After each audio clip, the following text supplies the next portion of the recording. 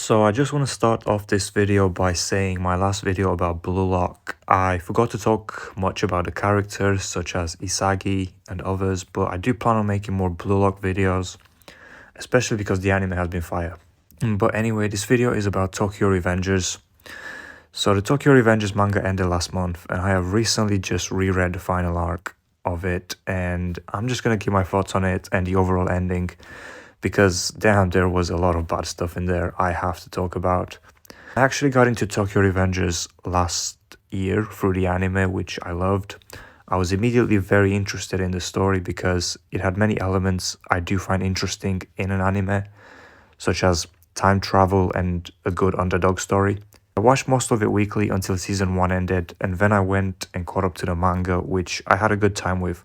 I'm not going to talk too much about that, but I caught up to the manga at around Draken's death and then read it weekly until the end.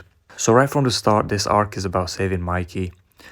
Some people have said that they thought this arc wasn't necessary from the start because Takemichi did get a good future, but I personally did feel that something would have been missing from that ending and it would have been a bit anticlimactic. I didn't really have an issue with Takemichi wanting to save Mikey, but I did have a big issue with the way that he went about it.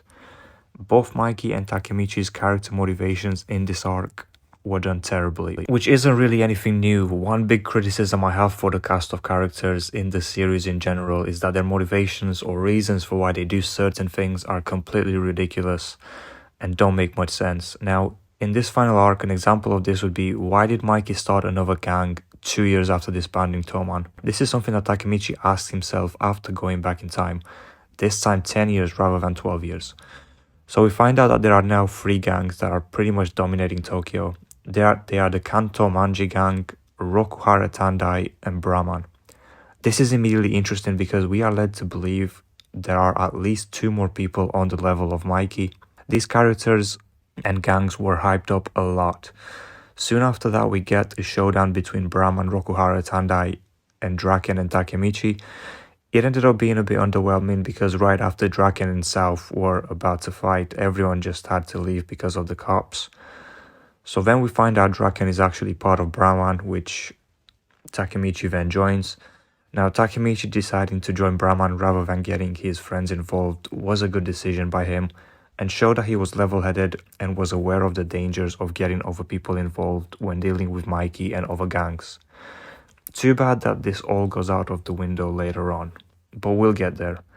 I thought Senju's introduction was pretty cool. She was definitely portrayed as a capable, badass character in the beginning. Too bad that also goes out the window later on, but we'll get there.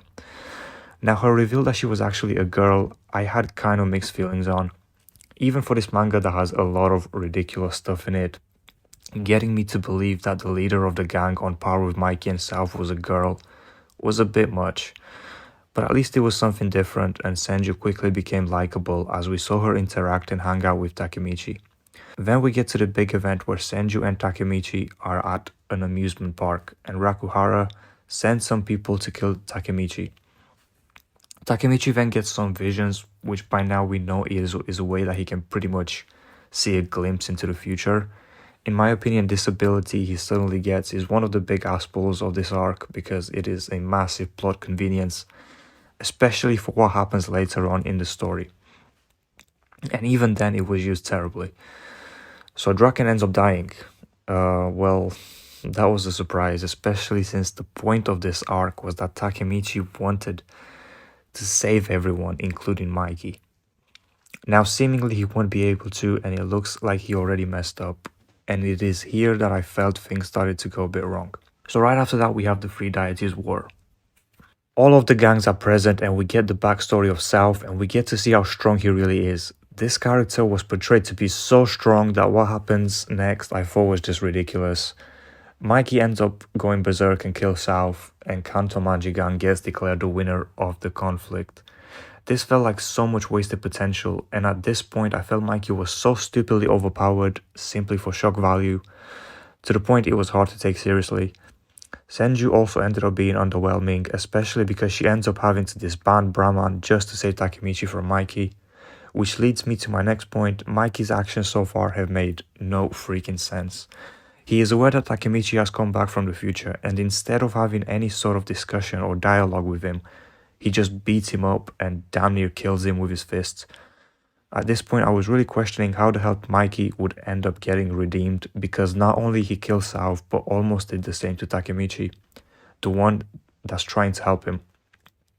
After this conflict, we see Takemichi in the hospital, and Chifuyu goes up to him and says what a lot of us are thinking at this point, which is blaming him for Draken's death and questioning why he even came back.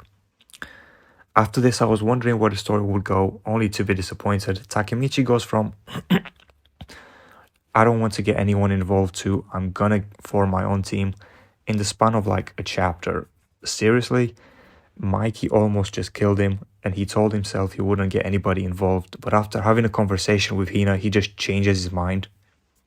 This makes no sense and shows he simply has no sense of danger. How could he truly believe he could beat Mikey and his gang after that?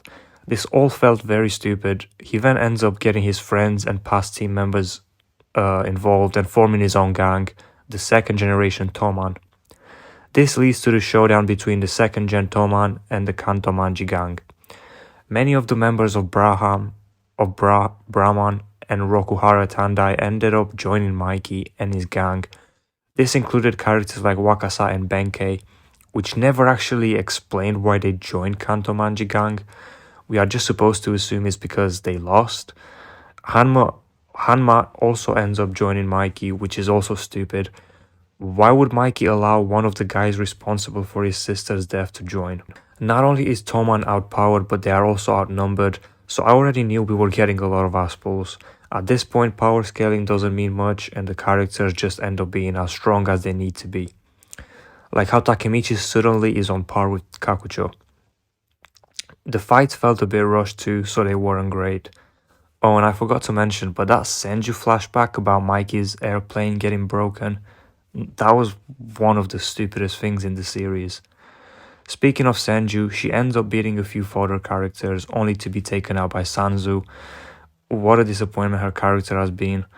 Anyway, Taiju shows up out of nowhere at some point, which was actually pretty hype, except some of his dialogue ended up being a bit corny.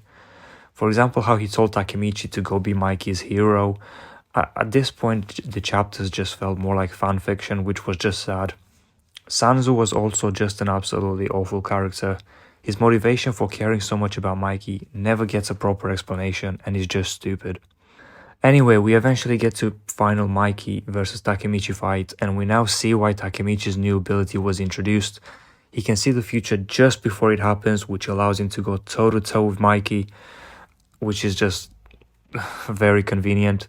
I really don't know why this ability was introduced out of nowhere when it didn't even lead to Takemichi defeating Mikey.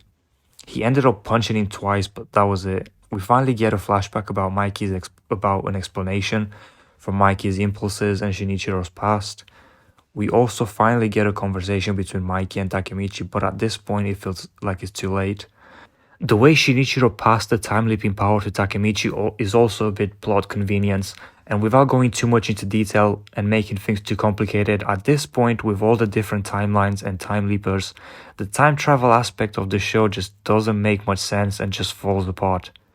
Anyway, Mikey ends up stabbing Takemichi with his sword, so Takemichi doesn't even end up defeating him. Which again brings me to my point, what was like the point of giving him that ability? They shake hands and somehow they both time leap back to when they were in elementary school. What? Can somebody explain how this makes any sense? This is just an ass-pull to bring back all the characters back and just solve everything just because. Somehow Mikey is now fine, but now all the character development we got for all the characters in the series just gets undone. This is ridiculous. In conclusion, the Tokyo Revengers ending was pretty bad and rushed, and it just feels like so much of the character development didn't even matter in the end. Actually, it feels like a lot of what happened in the series didn't matter. Like I said before, I did enjoy the anime a lot, and also had a good time with the manga, but this final arc was just not very good, which was disappointing. But I do look forward to season 2 of the anime, as it will be adapting a good arc.